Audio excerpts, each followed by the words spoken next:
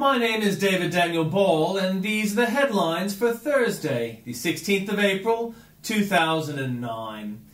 Government keen for early election and Costello may contest, says Joyce.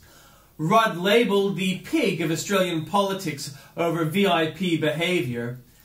Asylum seekers may have doused boat with petrol. Dump it, Garneau backflips on ETS. More asylum seekers head to Christmas Island. Sick message, Tamil protest turns risky. Colombia nabs top drug kingpin. Shots fired at Sydney home. Qantas will only last 6 months, says aviation expert. Missing Australian man's body found in Japan resort. Hell's Angels blitz in 3 countries. Huff and puff, but it won't fall down. And in comments from Piers Akerman, when free speech is too costly for honest citizens. Dictator Commodore Frank Bainimarama is taking Fiji even further from democracy. His admission that last week's shredding of the Fijian constitution was a result of the country's appeals court attempting to force elections on the people said it all. Well, Piers, Rudd and Obama have already had a powerful say as to how Fiji has behaved. It was unlikely that Bainimarama would have done this while Mr. Howard was PM. It was unthinkable that he would do it while Bush was president. That Bainimarama has done is shown the world that he has no confidence in the leadership of Rudd or Obama. How will Bainimarama be rewarded by Rudd or Obama for his strong-arm tactics? Neither of the two will enjoy being held over a barrel. History shows that both may respond with murderous intent. Rudd has never answered for events surrounding the death of Alfredo Reinado. Alfredo Reinado died under bizarre circumstances following Rudd's election. It may have been a black ops gone wrong. Obama, too, has had no problems with dropping a bomb on Pakistani civilians so as to look strong and decisive. German composer Andreas Hermann made a beautiful, disturbing piece regarding the women's concentration camp Ravensbrück. Those women at war's end prayed for their tormentors. Amazingly, humbling grace. Yet, what can be said, what prayer can be made for those who might have done something worthwhile but dithered and did nothing, only to unleash slaughter and mayhem when things didn't go their way? And from Tim Blair, steady hand, never annoy a recovering booze hound. A robber who walked into Columbia downtown Alcoholics Anonymous Center, pulled out a gun, and demanded money, was killed in a burst of gunfire from an AA visitor's gun, police said. "Give me what you got," witnesses quoted the robber as saying when he entered the AA building at 2015 College Street in 5 Points about 10:48 p.m. Saturday. They said he brandished a .25 caliber handgun, but not for very long. Industry cleansed and jobs are gone. Malcolm Farr reports a confidential industry briefing to federal MPs warned at least 2 New South Wales coal mines would close under planned climate change laws. Mining giant Xstrata Australia's chairman Peter Coates said the emissions trading scheme would make some mines unprofitable and cut new investment. Mr. Coates' study found both mines and others will close, leading to 5,000 to 10,000 job losses in the coal industry nationally. Remember this ad screen during the 2007 election campaign by Rudd-friendly unionists?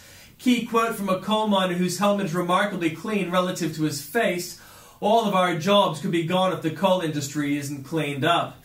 An update, Andrew Bolt recalls another pre-election ad starring the whiny lady. More for you there at that link. When Victoria met Olga, an attempted Russian robbery goes wrong repeatedly. A female hairstylist in the Kaluga region is suspected of holding an armed robber in captivity as a sex slave for 2 days while he unsuccessfully tried to knock over her beauty salon. Following his ordeal, the beauty store bandit reportedly went to hospital to have his injured genitals treated.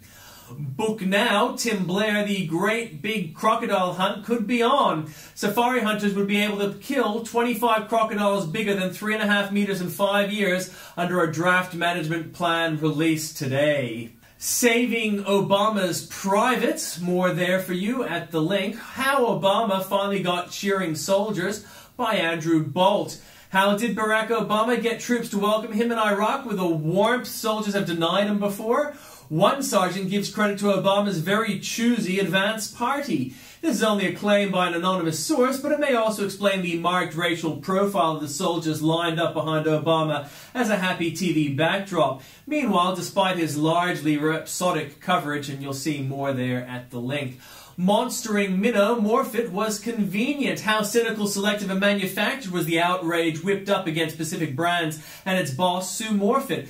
Contrast that monstering with the reception this week to the news that Qantas is about to sack around the same number of workers. Pacific Brands, number of employees sacked to save the company, 1,850. Salary package of the CEO up to $1.9 million. Reaction, Morphit's salary is obscene, greedy, breathtaking, and a corporate crime. Unions threaten boycotts and disrupt Pacific Brands promotion. Kevin Rudd threatens to take back government grants. His government announces plans to slash executive bonuses. Qantas, number of employees sacked to save the company, 1,750. Salary package of CEO up to $4.7 million. Reaction, toughest story so far. ACTU wants talks with Qantas. No complaints about CEO Alan Joyce's salary, more than double Morphit's. How Achilles burst into grade 4. A teacher in Brisbane does what few now dare. Read Homer to a class of 9-year-olds. Sure, it's going over the heads of many, but one boy called David is listening hard. And a great imagination catches fire. You may have heard already how well this story turns out without knowing how it actually started. Teach up, not down. And I have the forum here for Andrew Bolt. Speak up here, one day you won't be allowed to.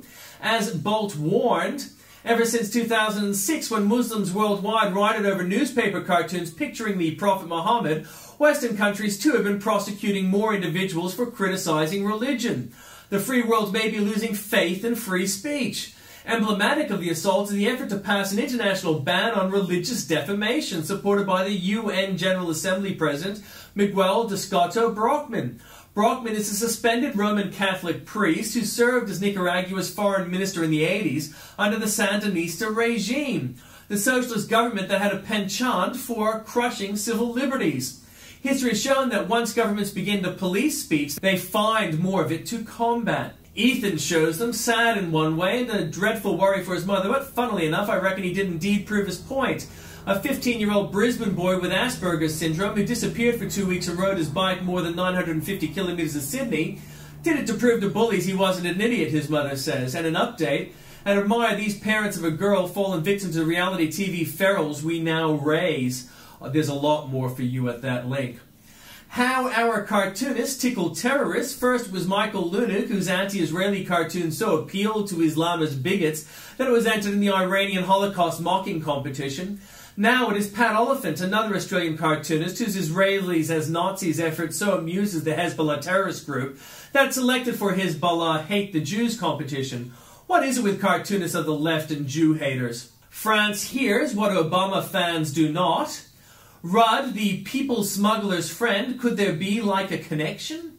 And bummer of a banning, what kind of humorless, overmighty, speech-patrolling bureaucracy could ban this ad and try and guess the reasons it did?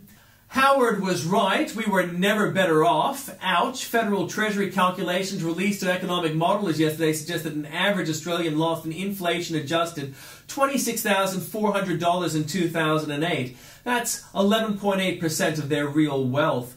And there's a pre-election ad there. The Liberals should run a remake of it to the next election. The actress this time might have a different story to tell. Climate changing. Stopping global warming will hurt you more than global warming ever will, even if the world does start warming again. A confidential industry briefing to federal MPs warned at least 2 New South Wales coal mines would close under planned climate change laws. And Rudd may have to ban broadband before he builds it. An excellent question from Kenneth Davidson. What would happen to Kevin Rudd's promise to roll out a $43 billion national broadband network over 8 years if Telstra told the government that it proposed to start building its own high-speed network tomorrow? To knock Telstra out of the market, the government would have to legislate to prevent it from rolling out fibre optic cable. It's Alice in broadband land. And from John Lott. John Lott, ABC's shameful 2020 experiment to do with gun laws. I'll leave it there for you to read about. And by Bill O'Reilly, President Obama, Spain, and the radical left.